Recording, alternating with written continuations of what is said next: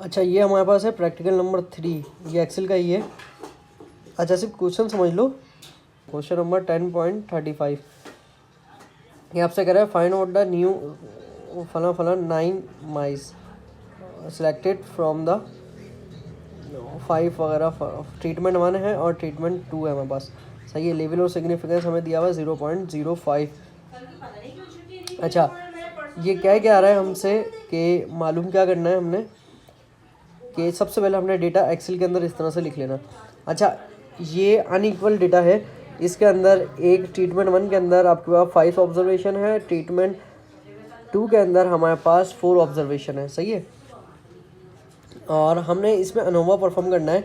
कैसे क्या करना है, सोल्यूशन ये स्टेप्स तो आप लोगों को पता होंगे। Null hypothesis μ1 is equal to μ2। सही है। और अल्टरनेट हाइपोथेसिस क्या होता है, μ1 इज़ नॉट इक्वल टू μ2। अच्छा इसके आगे आप लोग लिख लेना all means are not equal और ऑल मीन्स आर इक्वल।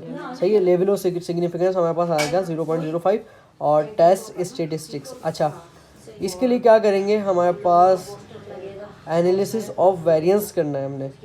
क्या बता रहा है भाई क्वेश्चन में, assume the two population of be normally distributed with equal variances. अच्छा एक अनइक्वल वेरिएंसेस वाला है और एक है वेरिएंसेस इक्वल वाला। सही है। हमारे पास ये दो चीज़ें हैं।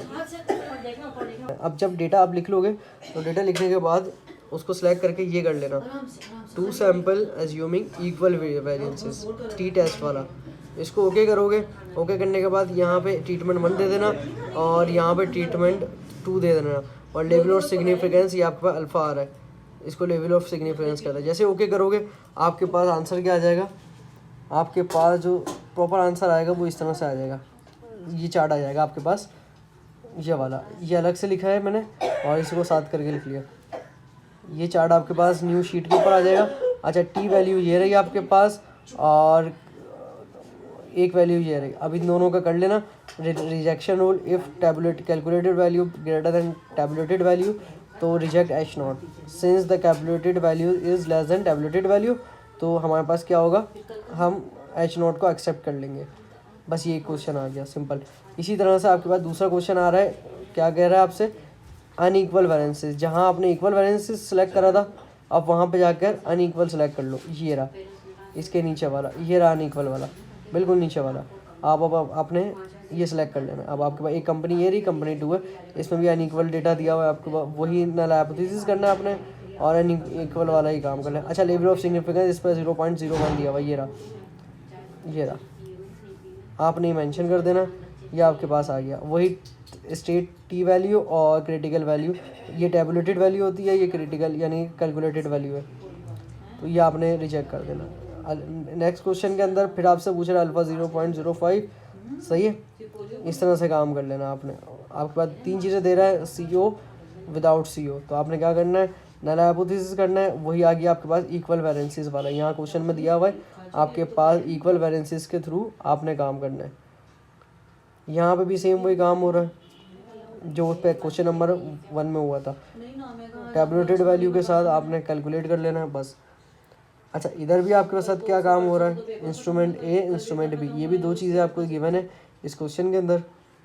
उसके बाद क्या काम कर रहे हैं वही आपने बनाना है। अब यहाँ पे अप्लाई होगा F test 2 sample for variance, यहाँ पे अब अप्लाई होगा एफ टेस्ट। अच्छा एफ टेस्ट कैसा अप्लाई होगा वो देख लेना है। ये क्लास क्वेश्चन है। क्वेश्चन हमें क्या बता रहा है, type of instrument of measuring amount of sulphur monoxide in the atmosphere are being compared in an air pollution experiment. Researchers with wish to determine whether the two type of instrument yield measurement having the same variability the reading component fala two instrument assuming the population of measurement to be approximately normal distributed, test the hypothesis of sigma A और sigma B. इसका मतलब ये instrument ए को sigma कहा है, instrument B को sigma कहा है। Against the alternative of A B use the P value. देखो इससे पहचानना है हमने, ये जो हमारा लिखा हुआ है 2 पार्ट, ये वाला जो मैं सिलेक्ट कर लिया, आपने इससे पहचानना है कि हमने यहाँ पे एफ टेस्ट कैसे लगाना। अब देखो यहाँ पर क्या बोल रहा है कि आपने इसका अल्टरनेट निकालना। अल्टरनेट का मतलब μ1 इज इक्वल टू μ2। अब आपने क्या निकालना है, μ1 इज़ नॉट इक्वल टू μ2, बात एक ही है, सिग्मा की जगह μ1 लगा लो, बात एक ही है। अब यूज़ द पी वैल्यू, अब यहाँ पे पी वैल्यू का भी जिक्र करा है। पी वैल्यू हमेशा एफ टेस्ट में आती है, तो आपने F test sample for variances, आप क्या करोगे, वापस जाओगे, यहाँ पर देख लेना एफ टेस्ट कहाँ पे आएगा, वही डेटा होगा, सेम प्रोसीजर जैसे पहली वीडियो में है, सेम वही करना है। F test two sample variances, ये हमारे पास आ गया। ओके करोगे, सिग्निफिकेंस वो डाल देना, अल्फ़ा डाल देना, डेटा सेलेक्ट करना, ये काम हो जाएगा सिंपल। जैसे ही सिलेक्ट करोगे हमारे पास ये आपके पास पी वैल्यू आ गई। अच्छा, पी वैल्यू को कैसे हम देखते हैं, जैसे टैबुलेटेड और कैलकुलेटेड वैल्यू को ग्रेटर देन लेस देन पे हम रिजल्ट निकालते हैं, वैसे ये पी वैल्यू को निकालेंगे। ये आपके पास पी वैल्यू आई है, सही है। रिजेक्शन रूल क्या है, if P value is less than 0.05 then we reject null hypothesis. तो यहाँ पर क्या हुई, पी वैल्यू 0.04 है, ये रही 0.04, और अल्फ़ा की हमारे 0.05, तो हमारे पास पी वैल्यू ज़्यादा है, तो हम एक्सेप्ट कर लेंगे हाइपोथेसिस को। ये क्वेश्चन नंबर हमारे पास प्रैक्टिकल नंबर 3 हो गया।